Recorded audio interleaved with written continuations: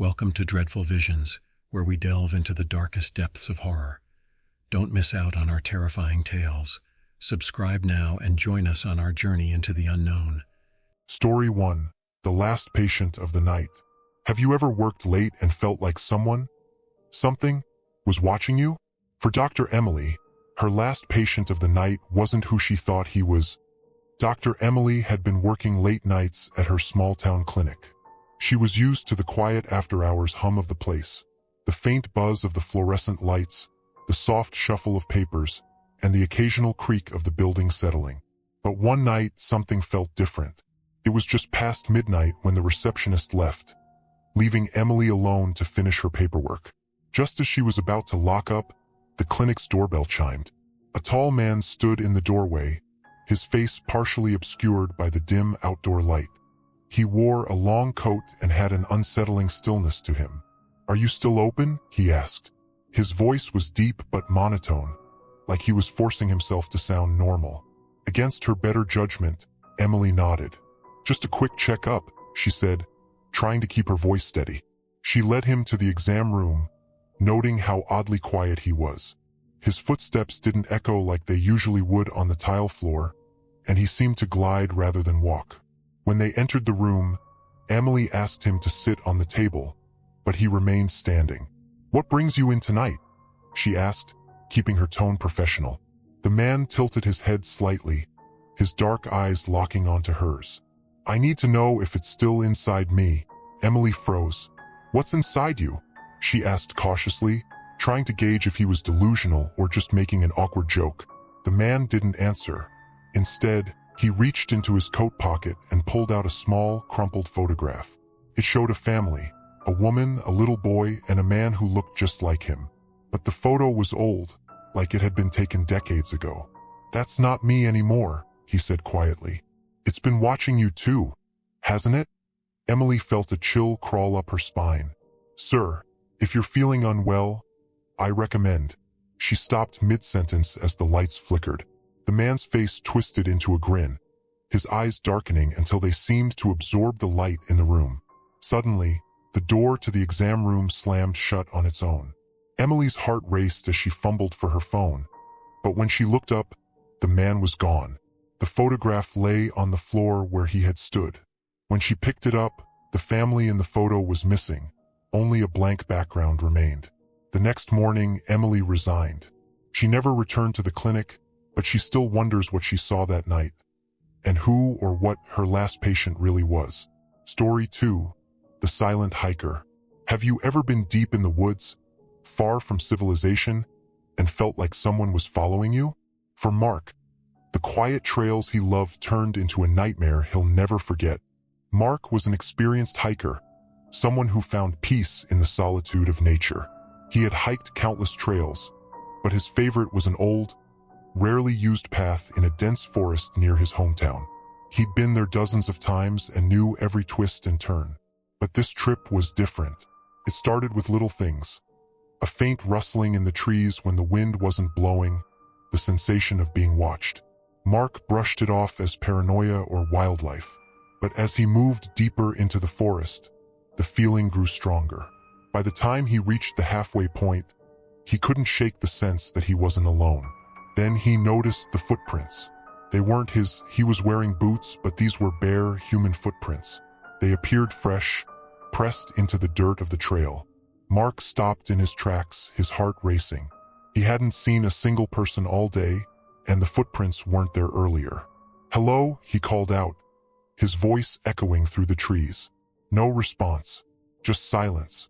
He decided to turn back, quickening his pace as the forest around him grew darker. That's when he saw her, a woman standing in the distance, partially obscured by the trees.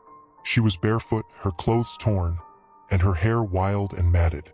Her back was turned to him, but something about her posture was unnatural, almost like she was straining to stand upright. "Hey, are you okay?" Mark called, his voice trembling slightly. The woman didn't move. He approached cautiously, his instincts screaming at him to leave. When he was about 10 feet away, she turned around. Her face was wrong.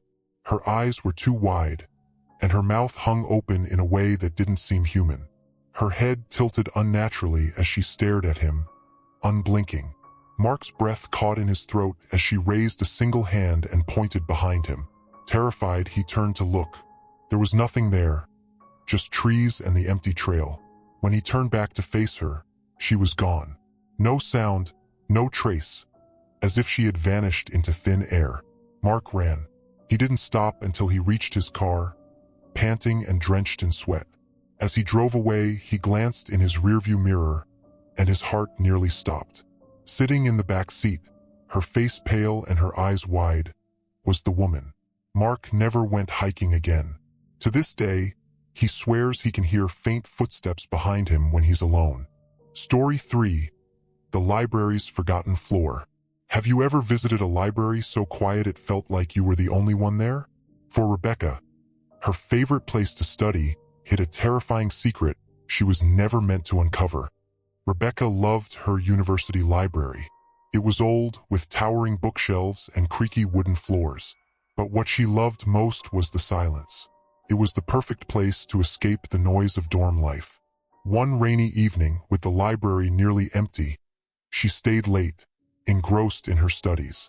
Around 10 p.m., the lights flickered briefly.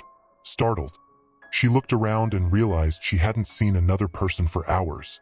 Still, she dismissed it and returned to her notes. Moments later, she heard a faint noise, a rhythmic tapping, like someone walking on the floor above her. But the library didn't have an upper floor. Curious and uneasy, Rebecca decided to investigate. She followed the sound to the back of the library, where an old locked door stood. The sign above it read, "Restricted access." The tapping continued from behind the door, steady and deliberate. She leaned closer, her ear nearly touching the wood, when the sound abruptly stopped. She froze, her heart pounding. Suddenly, the door creaked open a few inches, revealing nothing but darkness. A cold draft swept out, carrying the faint scent of mildew. "Hello," Rebecca called softly, her voice barely above a whisper. No answer. Against her better judgment, she pushed the door open and stepped inside. The air was cold and heavy, and the faint glow of her phone barely illuminated the room. The shelves were filled with books so old they looked like they would crumble if touched. Then she saw it, a staircase spiraling down, disappearing into the shadows below. The tapping started again, louder this time, echoing up the stairs. Her curiosity overpowered her fear, and she descended slowly, the old steps creaking beneath her weight. At the bottom, she found a large, dimly lit room. The walls were lined with books, but the space felt wrong. The air was stifling, and in the center of the room stood a single wooden chair. On it sat a book, its cover black and blank, as though it absorbed the light. Rebecca approached cautiously. The tapping had stopped. Reaching out, she opened the book to the first page. Her breath hitched. It was filled with names, hundreds of them written in faded ink. At the very bottom, her name was freshly written, the ink still glistening. She stumbled back, panic setting in. That's when she heard the tapping again, this time coming from behind her.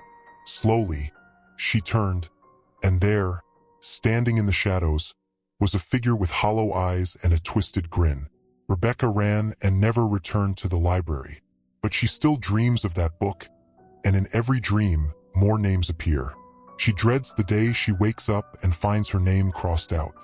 If you have enjoyed watching this video and are a fan of horror stories and scary things like this, please subscribe and comment down below any suggestions as to what you would like to see on this channel.